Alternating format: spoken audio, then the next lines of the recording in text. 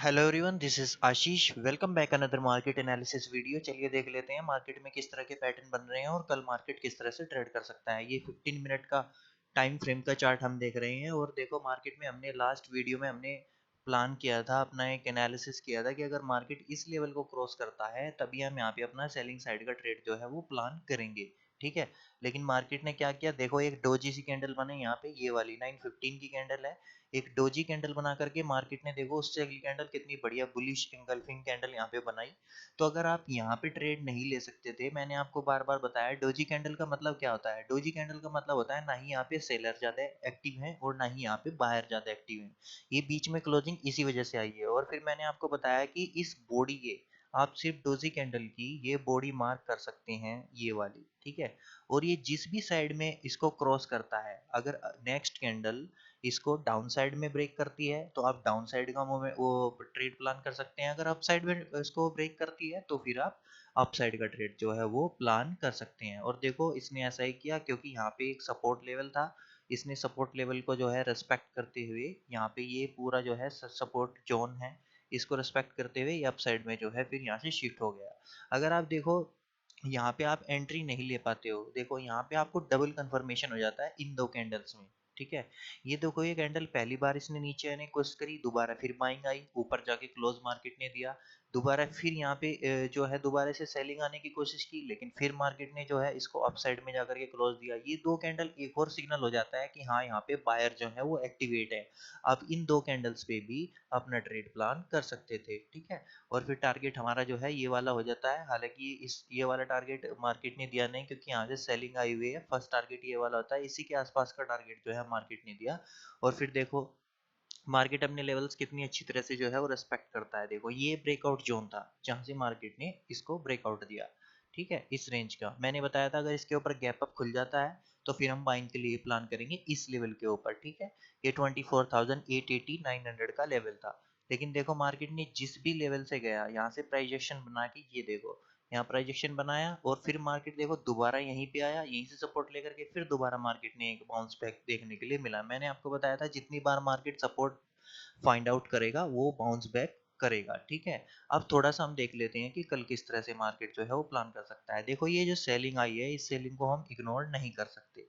ठीक है। ये वाली सेलिंग लगभग 100 पॉइंट की सेलिंग है, 980 से लेकर के ये 880 यहाँ पे 100 पॉइंट और 840 लगभग 140 पॉइंट का मोमेंटम है जो कि हम इग्नोर नहीं कर सकते। देखो आज हम प्लान कर रहे थे अगर फ्लैट खुलता है और इसको क्रॉस करता है तो सेलिंग के लिए। अब कल देखो, कल हमें बिल्कुल जो है अलर्ट रहना है। अगर ये किसी भी इस केस में अगर फ्लैट खुलता है तो हम सेलिंग के लिए ही प्लान करेंगे और जैसे ही इसको क्रॉस करेगा हम तुरंत जो है ये डाउन साइड वाले टारगेट अपने प्लान करेंगे। पहला टारगेट हमारा 700 का होगा, 24,700 का। और दूसरा टारगेट जो है हमारा 24,650 का होगा। ठीक है। पहला टारगेट 700, दूसरा 650। ये वाला पहला टारगेट जो होगा वो 700 का होगा और दूसरा 650 का। ये वाला टारगेट हो गया अगर फ्लैट खुलता है तो। अगर गैप डाउन खुल जाता है तो देखो गैप डाउन अगर डायरेक्ट यहाँ पे खुलेगा, ये सपोर्ट लेवल है, ये सपोर्ट लेवल है। अगर गैप डाउन डायरेक्ट यहाँ से खुलेगा तो फिर हमें एक यहाँ पे बाइंग जो है वो देखने के लिए मिल सकती है। इसलिए आपको थोड़ा सा वेट करना है, 15 मिनट का या 5 मिनट का कोई प्राइजेक्शन इस तरह का दिखाई दे रहा है तो आप वहाँ पे बाय कर सकते हैं। ठीक है।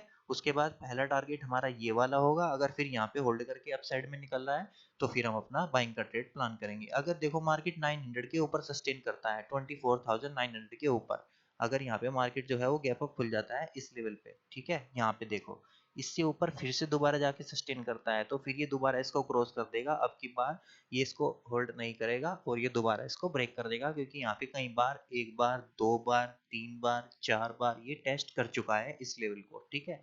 क्योंकि मार्केट जो है वो एक बाइंग मोमेंटम में है तो इसी वजह से क्या है कि जब भी अपसाइड निकलेगा तो अपने रेजिस्टेंस लेवल को रिस्पेक्ट नहीं करेगा, उसको ये ब्रेकआउट कर देगा, क्योंकि यहाँ पे 4 बार ये टेस्ट हो चुका है। और ये जो सेलिंग आ रही है, ये सेलिंग जो है बैंकिंग सेक्टर की वजह से ये सेलिंग आ रही है, ये वाली। ठीक है।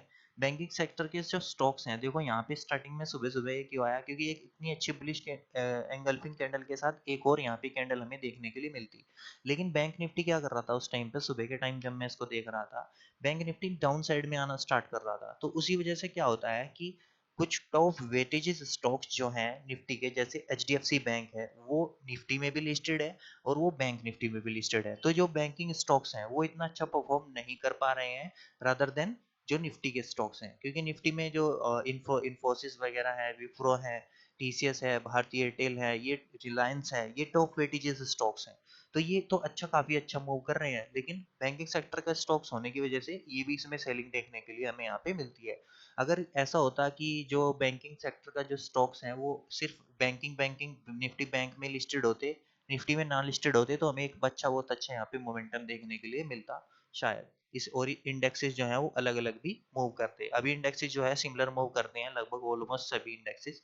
इसी वजह से यहाँ पे हम थोड़ी सी ये सेलिंग देखने के लिए मिलती है। हालांकि ये थोड़ी ही सेलिंग है, ज़्यादा बड़ी सेलिंग नहीं है। अगर हम डेली टाइम फ्रेम पे देखेंगे तो थोड़ा सा ये निगेटिव तो दिख रहा है, लेकिन जब तक ये इस कैंडल के, ये जो कैंडल है 50% तक नहीं आता, हमें दोबारा फिर बाइंग देखने के लिए मिलेगी, और फिर जब दोबारा यहाँ पे कोई डबल बॉटम मिलेगा तब ये दोबारा नीचे जाने की कोशिश करेगा। इतनी जल्दी ये नीचे नहीं जाएगा, ठीक है। और क्योंकि ये सेलिंग आई है, फर्स्ट पुल बैक है, तो थोड़ा सा ही नीचे आ सकता है, ठीक है, लेकिन ये फिर ऊपर जाकर के क्लोज दे देगा, क्योंकि बायर जो है वो इतनी अच्छी बुलिश कैंडल के साथ यहाँ पे एक्टिवेट हुए हुए हैं। तो यहाँ पे बाय करके गए होंगे, यहाँ से बाय करके गए होंगे, उन्होंने 50% पे यहाँ पे स्टॉप लॉस डाला होगा, यहाँ पे 70% पे स्टॉप लॉस डाला होगा, या इसके नीचे स्टॉप लॉस डाला होगा। तो कुछ ज्यादा ही कंजर्वेटिव जो है बायर्स हैं वो यहाँ पे अपना स्टॉप लॉस जो है वो डाला होगा, तो थोड़ा सा स्टॉप लॉस लेकर के मार्केट फिर जो है अपसाइड की ओर मूव करेगा, ठीक है। जैसा मैंने आपको बता ही दिया है, अगर फ्लैट खुलता है और फ्लैट खुलने के साथ लो लेवल जो है वो ब्रेक कर देता है तो हम सेलिंग के लिए प्लान करेंगे। अगर गैप अप खुल जाता है इस लेवल पे तो बाइंग के लिए प्लान करेंगे। अगर गैप डाउन खुल जाता है तो फिर भी हम बाइंग के लिए प्लान करेंगे, लेकिन प्राइस एक्शन के साथ या 15 मिनट की कोई ग्रीन कैंडल के साथ। चलिए देख लेते हैं बैंक निफ्टी में किस तरह के पैटर्न बन रहे हैं और कल मार्केट जो है वो किस तरह से ट्रेड कर सकता है। देखो, यहाँ पे अब मार्केट ने जो है एक लोअर लो का पैटर्न निफ्टी, बैंक निफ्टी ने बनाना स्टार्ट कर दिया है, ठीक है। ये देखो लोअर लो, ये लोअर लो, अगर ये इस तरह का पैटर्न एक और हमें यहाँ पे देखने के लिए मिलता है तो फिर ये डाउन साइड में भी मोमेंटम जो है वो कर सकता है, ठीक है। क्योंकि देखो ये कितना धीरे धीरे आज अप साइड में मूव कर रहा था, ये देखो कितना धीरे धीरे धीरे धीरे फिर लास्ट लास्ट आवर में जो है ये हमें सेलिंग देखने के लिए मिली है, जिसको हम इग्नोर नहीं कर सकते। और ये भी देखो यहाँ पे सुबह आने की नीचे कोशिश कर रहा था, लेकिन सुबह नहीं आ पाया था।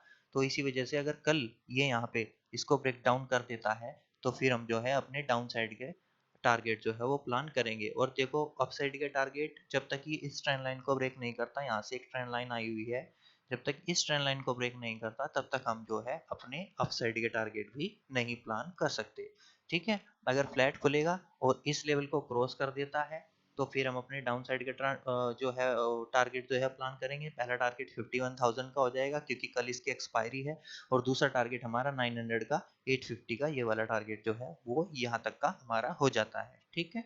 और अगर गैप डाउन खुल जाता है इस लेवल पे तो हमें वेट करना होगा कि किस तरह का ये प्राइजेक्शन बना रहा है। अगर डाउन साइड का प्राइजेक्शन बनाएगा तो डाउन साइड में जाएंगे, और अगर अप साइड का बनाएगा तो फिर अप साइड में निकलेंगे। और गैप अप अगर इस लेवल पे खुलेगा तो हमें वेट करना पड़ेगा कि इसको ब्रेकअप कर रहा है नहीं कर रहा है, ठीक है। क्योंकि बाइंग का ट्रेड जो मोमेंटम आपको मिलेगा वो इसके ऊपर ही मिलेगा, यहाँ पे 51,900, 52,000 के ऊपर अगर बाइंग का मोमेंटम आपको मिलेगा, नहीं तो इस तरह से धीरे धीरे धीरे धीरे मूव करेगा और ये ऑप्शन सेलर का जो है वो डे हो जाएगा। और फिर यहाँ पे देखो ये कॉल और ये यहाँ पे पुट जो है वो बाय करके रखेंगे और ये इसी के बीच जो है वो घूमता रहेगा, ठीक है। तो कुछ इस तरह से ये प्लान हो सकता है, क्योंकि कल एक्सपायरी है तो हम थोड़ा सा कम क्वांटिटी कम भी करके ट्रेड करेंगे, क्योंकि ये जो लास्ट आवर में सेलिंग आई है इसको हम इग्नोर नहीं कर सकते। अगर अगर सुबह सुबह क्या हुआ, ये गैप डाउन खुल गया और गैप डाउन खुल के यहाँ पे रिकवर कर गया, यहाँ तक पहला टारगेट हमारा ये वाला होगा। अगर सुबह सुबह यहाँ तक थोड़ा सा रिकवर कर सकता है, गैप डाउन खुलने के साथ एक अपसाइड का ट्रेड हम ले सकते हैं, क्योंकि देखो यहाँ से यहाँ तक सेलिंग आ चुकी होगी तो थोड़ी सी प्रॉफिट बुकिंग हमें यहाँ पे देखने के लिए मिलेगी। तो एक क्वांटिटी में अगर आपको प्लान करना है तो एक क्वांटिटी में आप यहाँ तक का जो है वो टारगेट रख सकते हैं और प्लान कर सकते हैं। उसके बाद जैसे भी ये मूव करेगा फिर उसी साइड में जो है अपना ट्रेड प्लान कर सकते हैं। ऑलराइट गाइज, अगर वीडियो इन्फॉर्मेटिव लगा हो तो वीडियो को लाइक शेयर एंड सब्सक्राइब करना। अभी के लिए इतना ही, थैंक यू।